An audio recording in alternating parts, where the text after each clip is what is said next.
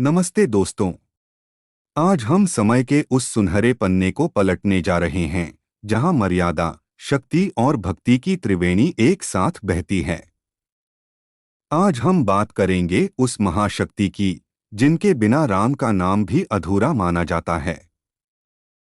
जी हाँ, आज की यह विशेष वीडियो समर्पित है माता जानकी के अलौकिक प्राकट्य। वैशाख मास, शुक्ल पक्ष और नवमी तिथि, यही वह पावन समय था जब मिथिला की सोई हुई किस्मत जागी थी। आखिर क्यों एक चक्रवर्ती सम्राट को साधारण किसान बनकर तपती धूप में हल चलाना पड़ा? उस स्वर्ण कलश के पीछे का रहस्य क्या था? और माता सीता ने बचपन में ही अपनी दैवीय शक्तियों का परिचय कैसे दिया?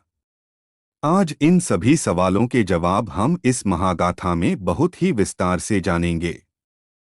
वीडियो के अंत तक बने रहिएगा क्योंकि यह केवल एक कहानी नहीं, एक जीवंत अनुभव है।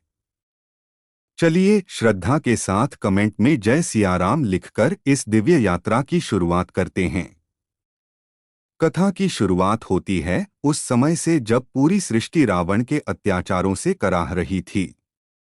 रावण, जिसे वरदान था कि कोई भी देवता उसे पराजित नहीं कर सकता, वह अपने मद में इतना चूर था कि उसने धर्म की मर्यादाओं को कुचलना शुरू कर दिया था। स्वर्ग के देवता व्याकुल थे।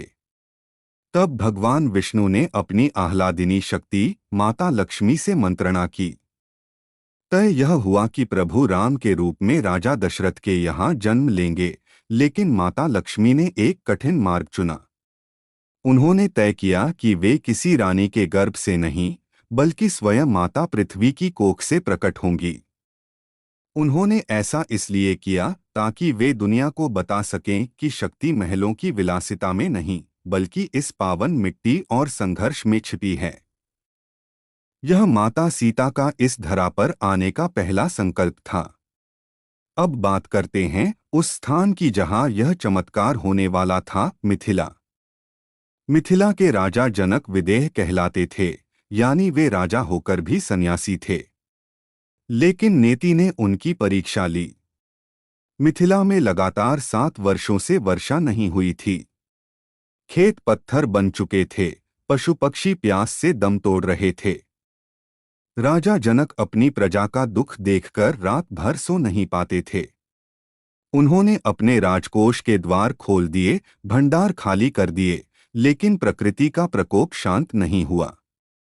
प्रजा की सूखी आंखें और बच्चों का रुदन देखकर राजा जनक ने अन्नजल त्याग दिया। तब ऋषियों ने उन्हें एक अत्यंत कठिन मार्ग बताया। हे राजन, जब राजा का पसीना मिट्टी में गिरेगा और राजा स्वयं धरती माता की सेवा करेगा, तभी इस अकाल का अंत होगा। एक राजा के लिए हल चलाना उसके मान सम्मान की परीक्षा थी, लेकिन प्रजा के लिए जनक ने इसे सहर्ष स्वीकार किया। वैशाख मास की नवमी तिथि को सूर्य अपनी पूरी तपिश पर था। राजा जनक ने स्वर्ण का हल उठाया। उनके हाथों में छाले पड़ गए, पैरों में बिवाइयां फट गईं, लेकिन उनके मन में केवल अपनी प्रजा का हित था। दोपहर के समय जब राजा पूरी शक्ति से हल चला रहे थे, अचानक हल का अगला हिस्सा, जिसे सीत कहते हैं, एक धातु की वस्तु से टकराया। एक दिव्य खनखनाहट गूंजी। सैनिकों ने जैसे ही मिट्टी हटाई, वहां एक सुंदर नक्काशीदार स्वर्ण कलश दिखाई दिया। जैसे ही राजा जनक ने उस कलश को खोला, वहां कोई हीरा जवाहरात नहीं था। वहां एक नन्ही सी बालिका अंगूठा चूस रही थी और उसकी मुस्कान ऐसी थी मानो हजारों पूर्णिमा के चांद एक साथ उतर आए हों। जैसे ही राजा ने उन्हें गोद में उठाया, आसमान से ठंडी बूंदें गिरने लगीं। भीषण वर्षा ने मिथिला की प्यास बुझाई और अकाल का अंत हुआ। जब राजा जनक उस नन्ही बालिका को लेकर महल पहुंचे तो पूरी मिथिला नगरी उत्सव में डूब गई। कहा जाता है कि माता सीता के आगमन के बाद मिथिला के सूखे हुए उपवनों में रातों रात फूल खिल गए। रानी सुनैना ने जब उन्हें पहली बार देखा तो उनके स्तन ममता से भर आए। राजा जनक अक्सर घंटों उस बालिका को निहारते रहते थे। वे कहते थे, इस बालिका के चेहरे पर जो शांति है, वह किसी साधारण मनुष्य की नहीं हो सकती। सीता जी का नामकरण किया गया और उन्हें जानकी, वैदेही और मैथिली जैसे नामों से पुकारा जाने लगा। सीता जी का बचपन साधारण राजकुमारियों जैसा नहीं था। वे बचपन में ही बहुत गंभीर और आध्यात्मिक थीं। कहा जाता है कि माता सीता जब वाटिका में टहलती थीं, तो हिंसक पशु भी शांत होकर उनके चरणों में बैठ जाते थे। वे पक्षियों की भाषा समझती थीं। छोटी सी आयु में ही उन्होंने वेदों का ऐसा ज्ञान प्राप्त कर लिया था कि बड़े बड़े विद्वान भी चकित रह जाते थे। एक दिन महल की सफाई के दौरान माता सीता ने उस भारी पिनाक धनुष को खेल खेल में बाएं हाथ से उठा लिया। राजा जनक ने जब यह देखा तो वे समझ गए कि यह कन्या स्वयं जगत जननी है। उसी क्षण उन्होंने प्रण किया कि वे अपनी पुत्री का विवाह केवल उसी से करेंगे जो इस अद्भुत धनुष की प्रत्यंचा चढ़ा सके। सीता जी का जीवन हमें धैर्य सिखाता है। वे मिट्टी से निकली थीं, इसलिए उनमें पृथ्वी जैसी सहिष्णुता थी। उन्होंने महलों का सुख भी देखा और वनवास के कांटे भी, लेकिन उनके चेहरे की मुस्कान कभी कम नहीं हुई। वे हर युग की स्त्री के लिए साहस और पवित्रता का सबसे बड़ा उदाहरण हैं। तो दोस्तों, यह थी हमारी जानकी मैया के प्राकट्य की वह अलौकिक गाथा जिसने मिथिला को ही नहीं बल्कि संपूर्ण ब्रह्मांड को एक नई दिशा दी। सीता जी का चरित्र हमें सिखाता है कि हम चाहे कितने भी ऊंचे पद पर क्यों न हो, हमें अपनी जड़ों और अपनी मिट्टी से हमेशा जुड़ा रहना चाहिए। लेकिन माता सीता का व्यक्तित्व केवल यहीं तक सीमित नहीं था। जैसे जैसे वे बड़ी हुईं, उनके भीतर के दैवीय गुण और भी निखरकर सामने आने लगे।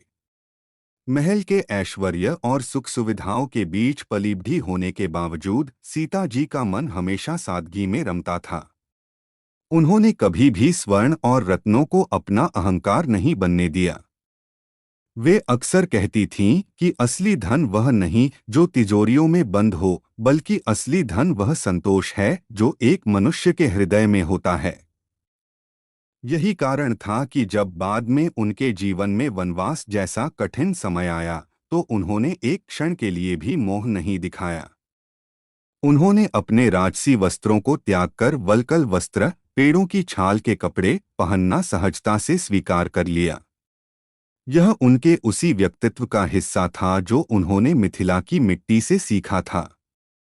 अक्सर लोग समझते हैं कि सीता जी केवल कोमल और सहनशील थीं, लेकिन वास्तव में वे शक्ति का साक्षात पुंज थीं। जब रावण ने उनका अपहरण किया और उन्हें अशोक वाटिका में रखा, तब भी उन्होंने रावण जैसे महाबली की ओर आंख उठाकर नहीं देखा। उन्होंने अपनी रक्षा के लिए किसी शस्त्र का उपयोग नहीं किया, बल्कि एक तिनके को अपने और रावण के बीच खड़ा कर दिया। वह तिनका केवल सूखी घास नहीं था, वह सीता जी के पतिव्रता धर्म और उनके अटूट संकल्प की शक्ति थी। उन्होंने यह सिद्ध कर दिया कि अगर एक स्त्री का चरित्र और उसका संकल्प दृढ़ हो, तो दुनिया की कोई भी आसुरी शक्ति उसे हिला नहीं सकती। माता सीता के जन्म का उद्देश्य केवल मिथिला का अकाल दूर करना नहीं था, बल्कि अधर्म का विनाश करने वाले प्रभु श्री राम की शक्ति बनना था। राजा जनक जानते थे कि उनकी पुत्री कोई साधारण कन्या नहीं है, इसलिए उन्होंने तय किया कि इसका विवाह भी किसी असाधारण वीर से ही होगा। वह शिव धनुष जिसे सीता जी ने बचपन में उठाया था, वही उनके विवाह की कसौटी बना। यह केवल दो राजघरानों का मिलन नहीं था, बल्कि यह धर्म और शक्ति का मिलन था, जिसने आगे चलकर रामायण जैसी महान गाथा की रचना की। माता सीता का प्रेम केवल राजमहल की दीवारों तक सीमित नहीं था। मिथिला की पूरी प्रजा उन्हें अपनी पुत्री के समान मानती थी। जब वे गलियों से गुजरती थीं, तो बूढ़ी माताएं उनके सिर पर हाथ रखकर आशीर्वाद देती थीं और बच्चे उन्हें अपनी दीदी मानकर उनके पीछे पीछे दौड़ते थे। सीता जी ने कभी भी ऊंच नीच का भेद नहीं किया। वे अक्सर झोपड़ियों में जाकर गरीब महिलाओं से मिलती थीं और उनके दुखों को सुनती थीं। मिथिला के लोकगीतों में आज भी सीता जी के उस सरल स्वभाव का वर्णन मिलता है, जहां वे स्वर्ण के बर्तनों के बजाय मिट्टी के पात्रों में भोजन करना पसंद करती थीं। उनका यह आचरण सिखाता है कि महानता पद से नहीं बल्कि व्यवहार से आती है।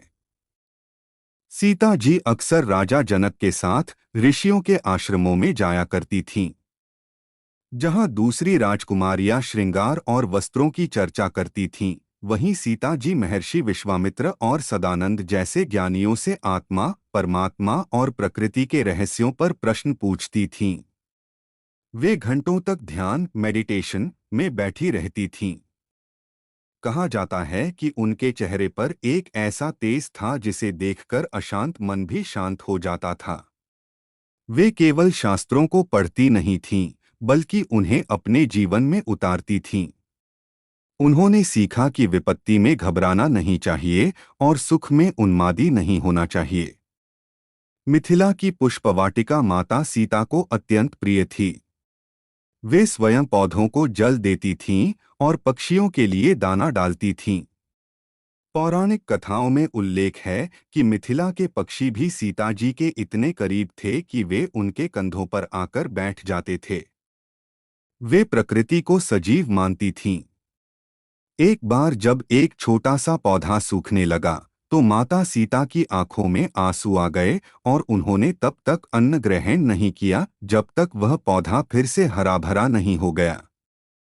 उनका यह गहरा प्रकृति प्रेम आज के युग में पर्यावरण संरक्षण का सबसे बड़ा संदेश है। राजा जनक के लिए सीता जी उनके प्राणों से भी बढ़कर थीं। जब कभी राजा जनक किसी राजनैतिक उलझन में होते, तो नन्ही सीता अपनी बातों से उनका मार्ग प्रशस्त कर देती थीं। वे जानती थीं कि एक पुत्री का धर्म केवल प्यार पाना नहीं, बल्कि अपने पिता के मान सम्मान की रक्षा करना भी है। उन्होंने बचपन से ही स्वयं को मानसिक रूप से इतना मजबूत बनाया था कि वे आने वाले समय की चुनौतियों जैसे वनवास और अग्नि परीक्षा का सामना बिना किसी शिकायत के कर सकें। उनकी सहनशीलता और संकल्प शक्ति ही उन्हें साधारण नारी से महाशक्ति बनाती है। आशा है कि आपको माता सीता के जन्म और उनके दिव्य बचपन की यह विस्तृत कथा पसंद आई होगी। ऐसी ही और भी प्रेरणादायक, पौराणिक और ज्ञान से भरी कहानियों को गहराई से जानने के लिए आप हमारे साथ जुड़ सकते हैं। अगर आप चाहते हैं कि हम रामायण के किसी अन्य विशेष प्रसंग या माता सीता के जीवन के अगले पड़ाव पर भी ऐसी ही जानकारी लेकर आएं, तो अपनी राय हमें कमेंट बॉक्स में ज़रूर दीजिएगा। आपकी बातें और आपके सुझाव हमारे लिए बहुत अनमोल हैं। आशा है दोस्तों, माता सीता की यह पावन कथा आपको पसंद आई होगी। ऐसी ही और भी प्रेरणादायक कहानियों के लिए इस वीडियो को लाइक करें और कमेंट में जय सियाराम ज़रूर लिखें। हमारे चैनल को सब्सक्राइब करके बेल आइकन दबाना न भूलें ताकि आप अगली वीडियो मिस न करें। मिलते हैं अगले वीडियो में। जय श्री राम।